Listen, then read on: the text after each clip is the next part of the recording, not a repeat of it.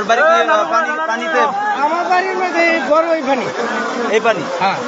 আপনার এই যে পানি, এই যে বাঁধ যে ভেঙে গেছে, বাঁধ ভাঙা থেকে আপনার কতটুকু ভালো হয়েছে বা কতটুকু ক্ষতি হয়েছে এটা বলেন। সব থেকে ভালো হয়েছে। ও এখন ভালো হয়েছে? হ্যাঁ, ভালো হয়েছে। আচ্ছা, ক্ষতির দিকটা বলেন।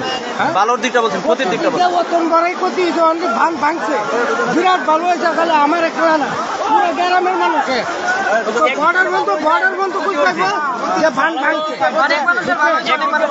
এইদিকে আপনি এটা বলছেন আপনার ভালো হয়েছে, কিন্তু এখন যে ওই পাশে যাচ্ছে এদের তো ক্ষতি হচ্ছে। এই করতে তারা আস্তে হইল তাড়াতাড়ি হয়ে যেতে নদীতে পানি কে আড়াই দিকে আসেন,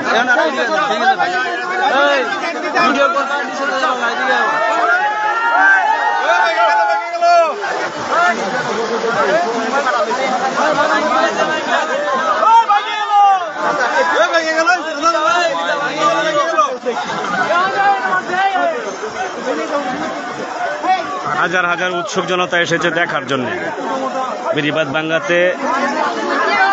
ইউটিউবার, সাংবাদিক, দর্শনার্থী অনেক সকাল থেকেই আমরা দেখছিলাম যে এইখানে এলাকার মানুষ, আনসার বাহিনী সদস্য, সাধারণ মানুষ এটাকে চেষ্টা করছিল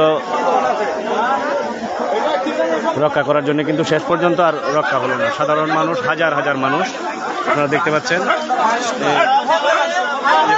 ছোট ছোট বাচ্চারা এসেছে, উৎসুক জনতা। হ্যাঁ, হ্যালো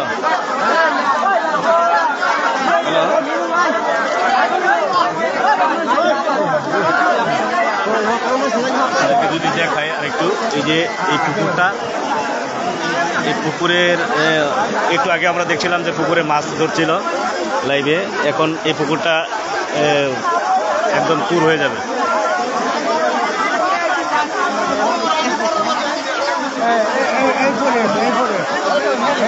যে হারে পানি ঢুকতেছে রাতের মধ্যেই এই অঞ্চল।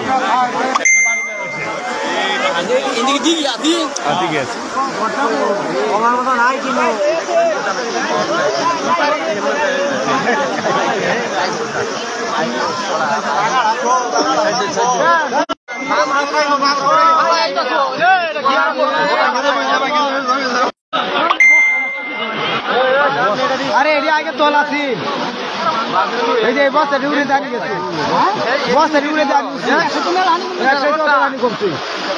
আরে ভাই এনে খালি এদিকটা তার কয়েকটা রে ভাই বাড়ি ঘর, আর এইটা তো মনে করো না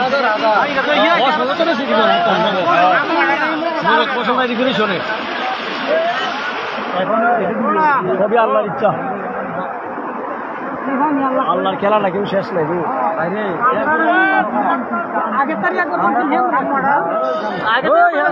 মোটামুটি শুকনো আছে, আড়াচড়া করে খাওয়া যায়।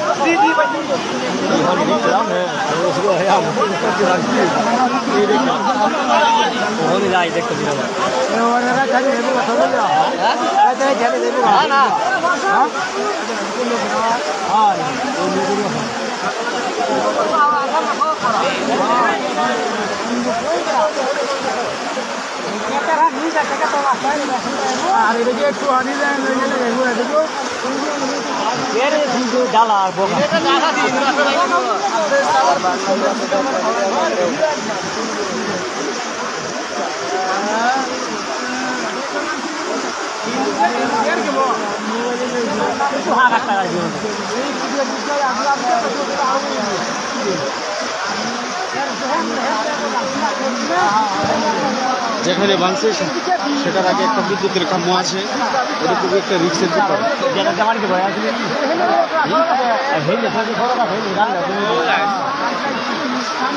পল্লী বিদ্যুৎ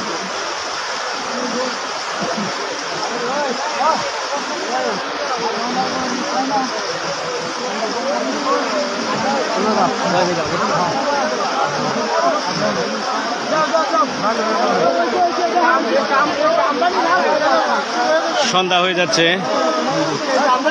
এই যে এই যে এই যে এই যে এই আলটা ফাটল দেখতে পাচ্ছেন, এটা আস্তে আস্তে বাড়বে। পানির স্রোতের সাথে সাথে আরো বাড়তে থাকবে। তবে এখানে একটা রিক্সের বিষয় হলো যে এই বিদ্যুতের লাইন সামনে একটা খাম্য আছে, পল্লী বিদ্যুৎ অফিসের সংযুক্ত যারা আছে এই লাইনে যদি কারেন্ট থাকে তাহলে আগেটাতে 100 দুর্ঘটনা হওয়ার সম্ভাবনা থাকতে পারে আর কি। না, এটা তো কম, আগে অনেক লোক আছে কেটে দিয়েছিলাম। রাতারাতি বড় হবে মানে এই বাড়িটাও এই বাড়িটা হুমকির সম্মুখীন। এই যে এই যে বড় হইতেছে, এই যে এই যে লাইন তো ডিজিএম রে ফোন দিয়েছিলাম, ডিজিএম সাহেবরে ফোন দিয়েছিলাম। এই সরে নাই, সরে নাই, এই যে এই যে বাংটাছে, এই সব বনাস পুরাটা।